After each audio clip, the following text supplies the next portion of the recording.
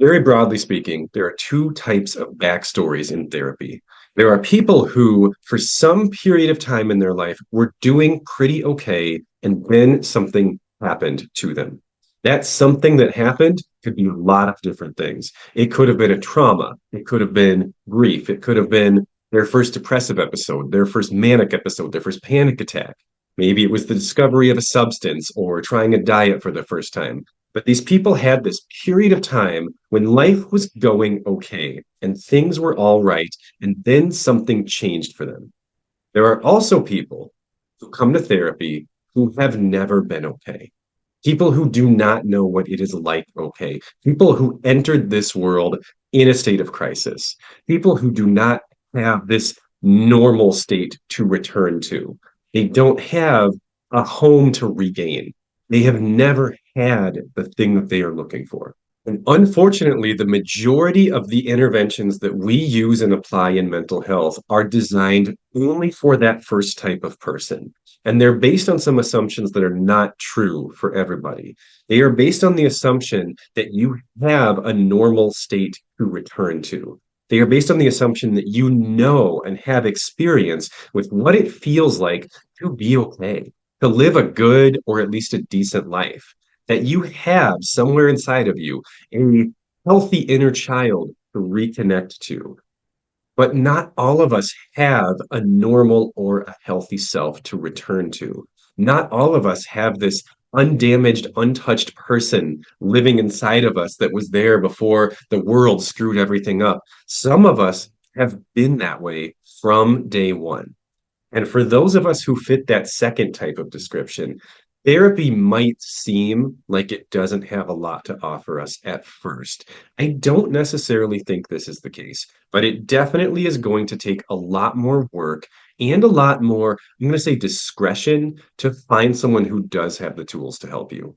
So, if a lot of therapeutic techniques have not really worked for you, it may be because you are this second type of person. And if that's the case, you have been using techniques that were not designed for you. They were not created with you in mind. Maybe most importantly, they were not necessarily tested on people like you.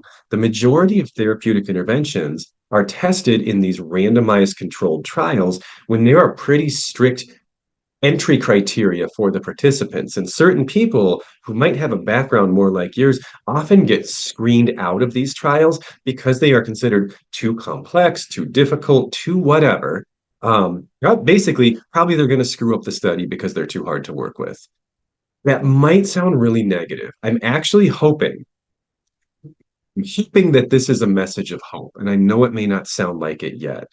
I think that if the techniques that haven't been working for you were not made for you, that actually is a tremendous reason to have hope. But you cannot return to something that you never had. You have to create that thing. And so the burden on you, honestly, frankly, is probably much higher than it is for the average person seeking treatment, which is already a pretty difficult thing to do in the first place. But it means you might have to customize your approach a little bit. You might have to add or maybe subtract some things at times from the standard way that therapy is presented to you in order to make it effective for you and your situation. In other words, if you don't have a healthy self to return to, you are going to have to create a healthy self from scratch for the first time. And that's daunting and that's a lot, and I know, but I do hope that I can at least provide you with some sort of bird's eye view type guidance on what that might even entail. Because I'm betting as you're listening to me saying this, you might be thinking, I don't even know what that means. Like, what would that even be? A normal self, a healthy self? And I want to make one thing clear to it because I've used the word normal a couple times here already. When I say normal, I don't mean 50th percentile. You are the mean, meaning like average human being. I don't necessarily think that's a good place to be. And actually statistics kind of back that up too. The average person's not very healthy. And so when I say normal, basically what I mean is stable, or at least relatively stable. That might mean something different to you than it does to me. But it means, wouldn't it be nice if we could get to the point where our moods and our functioning and our symptoms, we're relatively predictable. Even if they're not eradicated or gone or cured, that we generally know what most days are going to hold for us and how we can handle those days. That I think would be a pretty great place to get to. And I do not believe that is an impossible place to get to, even if you kind of started from zero. So let's talk about what that would actually look like. I have four general categories of strategies that I believe will be helpful for that second type of person, for that person that does not have this healthy self to access, the person who has to make it from scratch. And for each of these four, actually for three of these four, we're going to talk about a few specific sub strategies that I think would be helpful. The fourth and final is really more of a mindset that I would encourage you to apply as you're doing this work. It's something that's been invaluable for me in my own journey. So, the first thing that I would suggest anyone who feels like they have to create a healthy self rather than return to a healthy self work on, and this probably won't shock you, is self care. You are a unique, idiosyncratic human being. No one on this earth knows your needs, wants, pain points, history, triggers, even a fraction as well as you do. And so, if you are not in the habit of taking good care of yourself, and I know that can mean many different things, we'll break it down a little bit here. But if you are not in the habit of taking good care of yourself, most likely you will simply go uncared for. There really is no other person on this planet who can effectively pick up that mantle for you and do your job for you. You might encounter some people who are willing to try to do that for you. You might not encounter people who are willing to try to do that for you. Whether they try or don't try, no one is really going to be able to succeed at that job as well as you would, because no one has the in-depth knowledge about you that you have about yourself that would enable you to do that job effectively. If for no other reason, then you do not speak the majority of things you think. Your words, your communications to other people represent such a tiny fraction of what actually happens inside for you. And it is often those unsaid parts that represent our deepest desires and our most critical needs. Those are the most vulnerable parts of what happens inside of us. And so, unless we have a tremendously safe and supportive relationship with another person, we usually keep that stuff hidden. We usually keep it inside, which means no one other than us even knows that we're thinking or feeling those things, and no one other than us is able to help us with them. So, if you are not taking good care of yourself, you probably will just go uncared for. I know I said that twice, but it's worth repeating. Now, what does that mean? It depends a little bit on who you are and what those needs are. But very broadly speaking, it means taking yourself seriously. It means listening to your thoughts. It means valuing your own emotions. And it means prioritizing yourself through habits and routines. It means not constantly putting yourself last on your own to do list and treating yourself like you are the most unimportant thing in your own life. Now, I recognize you may, in fact, feel that way. You might feel like, but I am the most unimportant thing in my life. Depends on how you define importance, though. You are the most fundamental human being in your life because there's no other person. If you've seen some of my other content, I know I'm repeating myself, but people need to hear this message more than once because the world and the culture we live in so often tells us the opposite of this. The person, the human being who will be the most impactful in your overall quality of life is you. So we can have all kinds of feelings about other relationships we've had with parents or partners or bosses or our kids or whoever, but we so often de-emphasize the importance of our relationship with ourselves and the way we care for ourselves. And if you don't know what it is to be normal or to be healthy, and you're trying to build that from scratch, start with your daily habits and routines and start by taking yourself seriously. Start by caring for yourself like you are an actual human being with wants, needs, emotions, and a backstory because you are. And I know I can't just say this and make you believe it, but I will still say it because I would love for you to believe it. You don't deserve those things any less than any other person. If it feels that way to you, it's because you know your whole backstory and you know every screwed up thing you've ever done and every stupid mistake you've ever made, and you don't know that about anybody else. But they all have it. Everybody's got a screwed up backstory. Like, spoiler alert, I'm a therapist. I know. I see the most normal looking people And they come in here and they tell me backstories that are the same kind of stuff that we deal with. It's no one gets through this life squeaky clean. Promise you that. So if you think you're some horrible exception because you know all the screwed up things you've done, it's probably actually pretty normal. Be willing to bet. So, branching off of self care is the first category of needs to create the healthy self. The second category is your inner dialogue, the way that you talk to yourself, the way that you respond to your thoughts and your feelings, not so much behaviorally, because the self care is more about what you do, right? Like, do I go to bed when I'm tired? Do I eat when I'm hungry? Things like that. This is more about like, if I'm scared, do I reassure myself? If I'm nervous, do I help myself work through it? If I'm sad, do I try to figure out why and try to solve the problem? Or do I shame myself? Do I judge myself? Do I humiliate myself? Do I insult myself?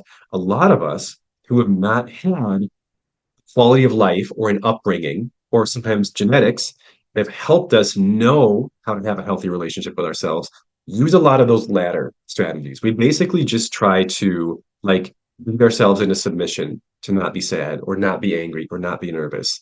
And I'm sure you've figured it out by now, but it's a hard habit to break. Those things don't work.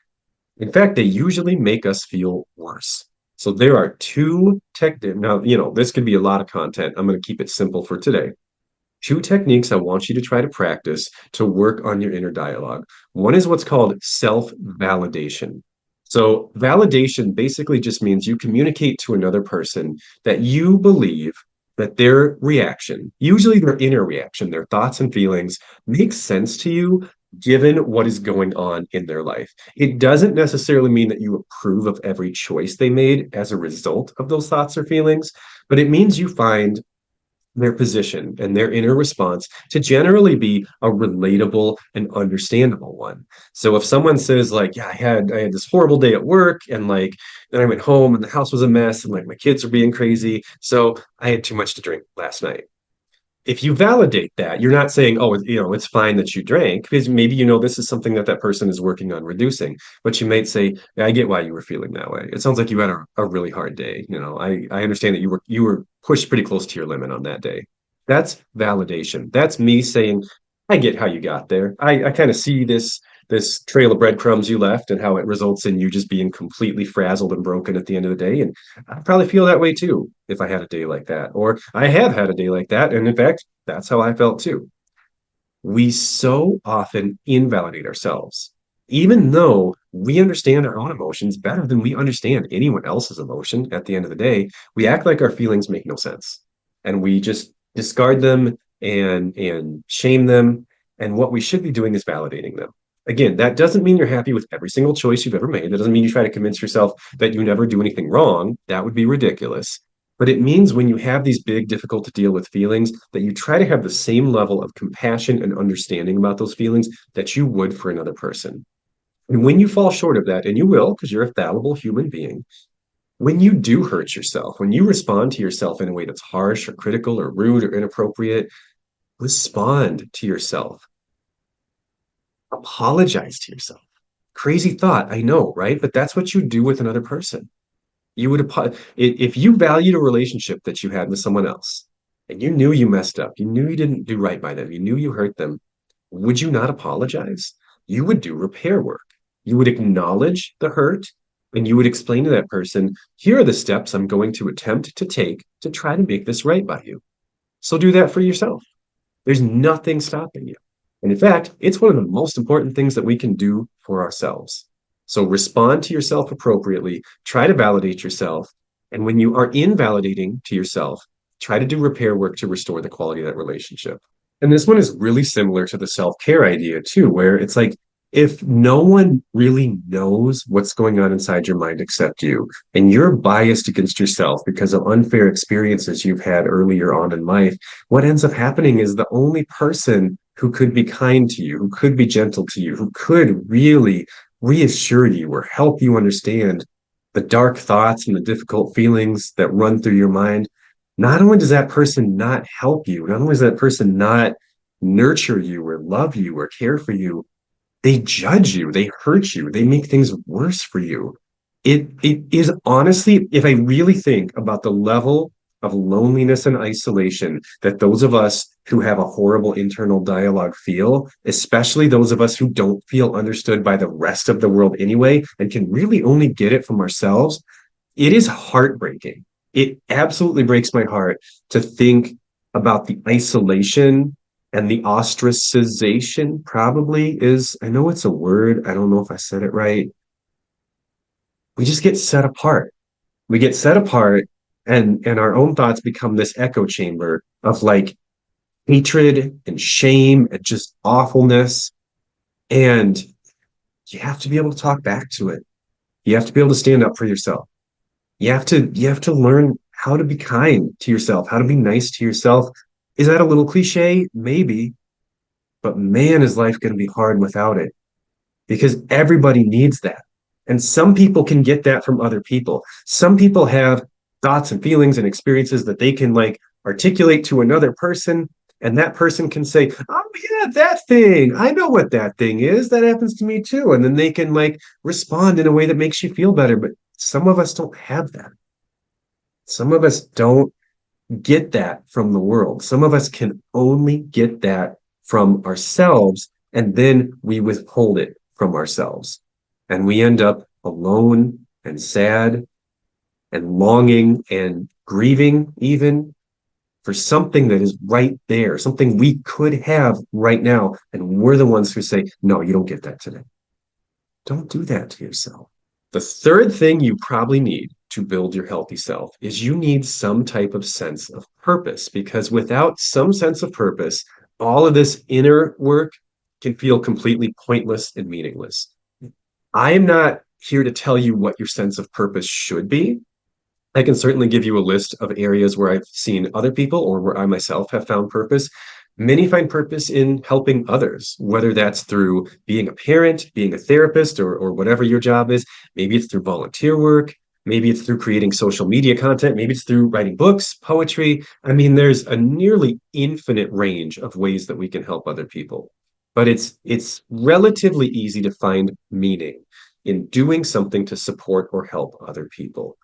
Many people find meaning in spirituality or philosophy or some other kind of area that tries to answer life's big questions and can give you, here's a guided path you can be on if you align with this particular belief system that will help you reach these really big picture goals. It's a hard thing to force, and I get that. I know you can't just like make yourself a spiritual person, but it might be worth at least studying various forms of spirituality and trying to find something that really lands for you. If you don't even, like, I know this is a little cliche to say, but if you don't even try, you're probably not going to find it, right? Like, you're going to have to invest in this a little bit to find something that's kind of a match for you. So I would strongly encourage you not just to write these things off just because you don't already feel them, because they might be things that you have to seek out and find for yourself.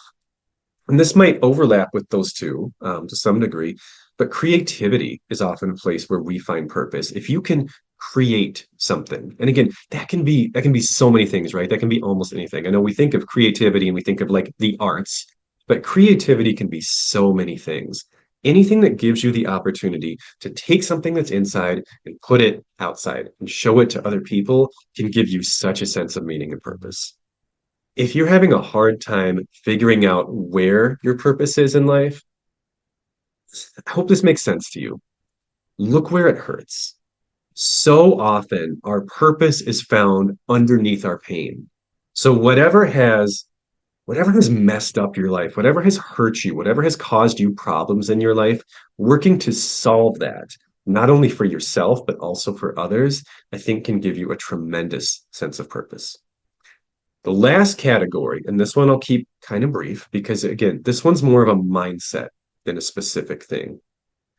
Even if you do absolutely every single thing I just said, and you get to the point where physically, emotionally, you're healthy, you're stable, you're functional, you're good, you can do what you need to do, you might always feel a bit different. Because if you're that second type of person that I mentioned in the introduction, that you had to create your own normal, that it was not there for you, it was not provided to you, you probably are always going to feel a little bit different. And I would put myself in that category. And I now at this point in my life, I basically have those things.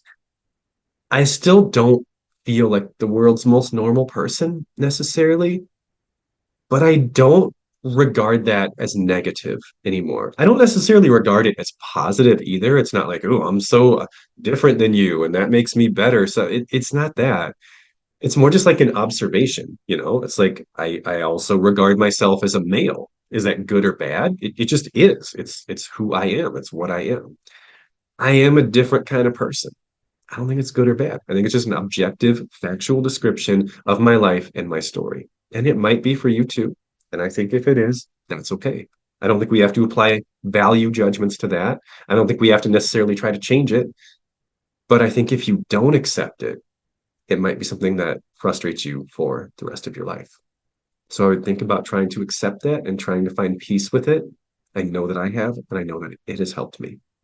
I hope this was helpful content, and I will see you next time. Take care.